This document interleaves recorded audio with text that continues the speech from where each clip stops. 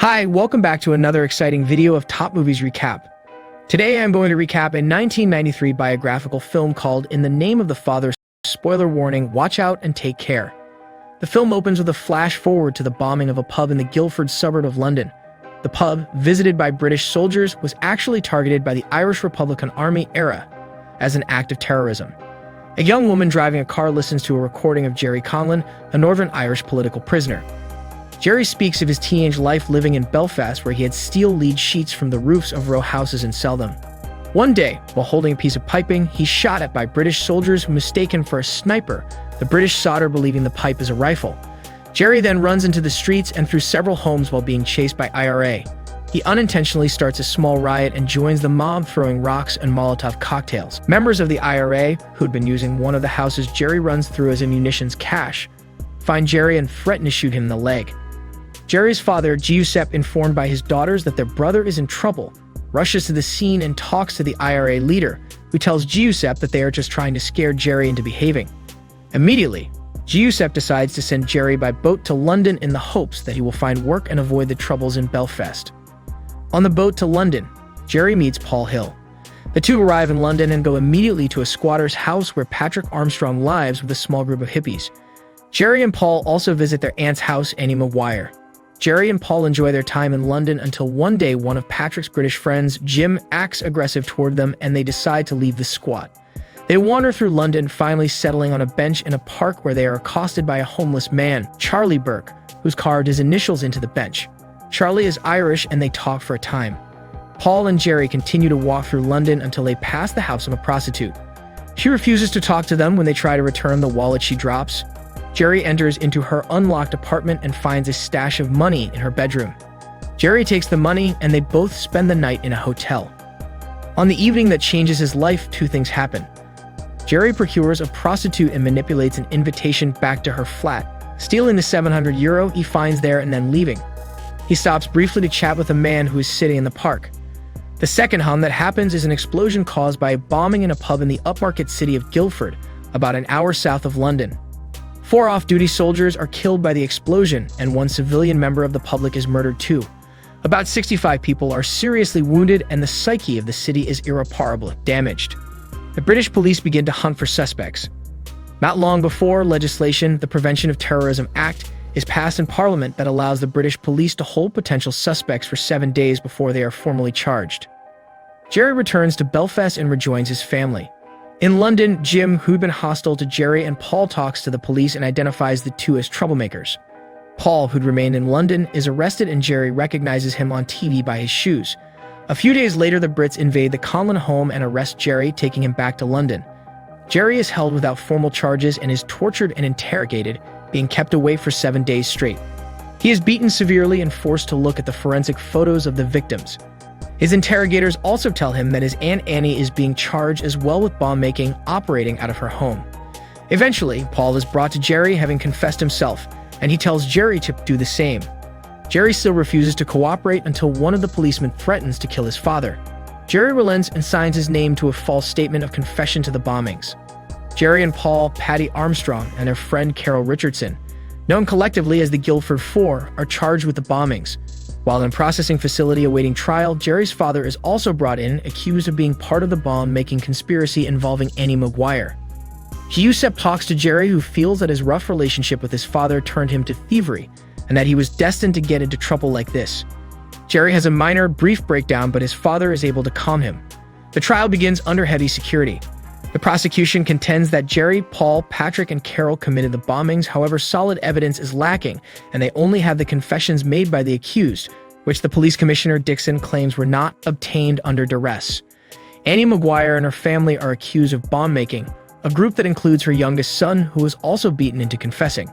On the witness stand, Gerry admits that he robbed the hooker's home and that he and Paul met Charlie Burke in the park. The prosecution claims no knowledge of Burke's existence. The trial ends with the Guildford Four being found guilty. All are given lengthy sentences. Gerry's is a minimum of 30 years. The judge makes a point of stating that he'd give Gerry the death penalty for treason if Gerry had been so accused. Giuseppe is also sentenced to 15 years for smuggling explosives to Annie Maguire. Gerry himself develops an intense hatred for lawyers. In voiceover, we hear Gerry speaking on the tapes that he's made up for an attorney named Gareth Pearce. She goes to the park where Paul and Gerry met Charlie Burke and even finds his name carved into the bench. Giuseppe and Gerry are sent to Park Royal, a maximum security prison. Barker, the prison's warder, makes Gerry and his father wear blue outfits with yellow stripes, branding them as the worst criminal population. The prison is mostly inhabited by English convicts, and any Irish prisoners are ostracized and persecuted. Gerry falls in with a small group of Jamaicans who have a large supply of LSD disguised as a jigsaw puzzle. Gerry spends time getting stoned with them, but his father disapproves.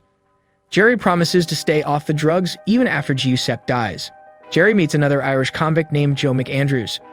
Joe reveals that he and his people were responsible for the Guildford pub bombings and for smuggling the explosives used in the attack. McAndrews informs the police that they're holding innocent people for the crime, but British police still refuse to let them out.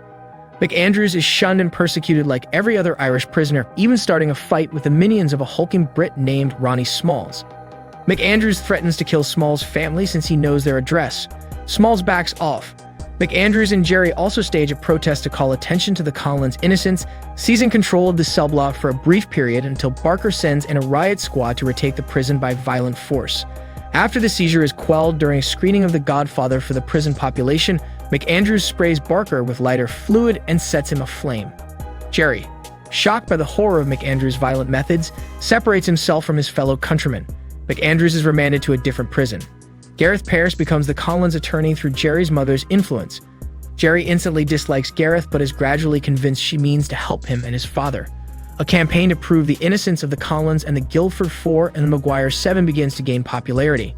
Giuseppe, despite increasingly debilitating respiratory problems, manages some of the campaigns from his and Gerry's cell. After the burning of Barker, Gerry tells his father he'll help with the campaign. Pearce gives Gerry a tape recorder and tells him to recount every detail of his life. One night, Gerry notices his father has stopped breathing. He's able to revive Giuseppe long enough to have him transported out of the prison for medical care. However, Gerry is not permitted to accompany his father. A priest later visits Gerry to tell him that his father died. Gerry continues to meet with Pearce, developing a tremendous amount of trust for her. He continues Giuseppe's campaign work in earnest. The British government tries to transfer him to a Scottish prison to prevent him from working the campaign and meeting with Pearce, but the effort fails. Pearce reviews the judiciary files of the Conlons court case. She's only allowed to view Giuseppe's files on the orders of Dixon. One day, she visits the court archives and inadvertently passes a nasty cold on to the court clerk. A few days later, she visits the archives again and finds a man substituting for the clerk. The man behind the counter asks Pearce if she wants the files for either Giuseppe or Gerry Conlon. Pearce seizes the opportunity to view Gerry's files and finds a folder containing the statement made by Charlie Burke that could vindicate Gerry himself. Attached to the statement is a handwritten note from Dixon himself that reads, "Not to be shown to the defense." Pearce steals the file and begins to build a new case and trial for Gerry and the members of the Guildford Four. The Four are brought back to London. Gareth leads their defense, and following an impassioned recounting of the sentences handed down to the Four and Annie Maguire's family, presents Charlie Burke's statement to the court. She accuses Dixon openly of destroying the lives of the defendants and of their complicity in the death of Giuseppe Conlon. The judge calls for order and reviews the evidence and declares that the Four are innocent and free to go. However, the judge refuses to charge Dixon or his accomplices with any misconduct, and also does not declare the late Giuseppe innocent. Gerry and Paul refuse to be escorted from the building by bailiffs. Gerry, standing with his family, makes a statement to the media in front of the court building, saying he'll carry on the campaign to clear his father's name. We hope you enjoyed our today's video. If you did like this video, smash that like button and subscribe to our channel to stay up to date with the latest and interesting videos.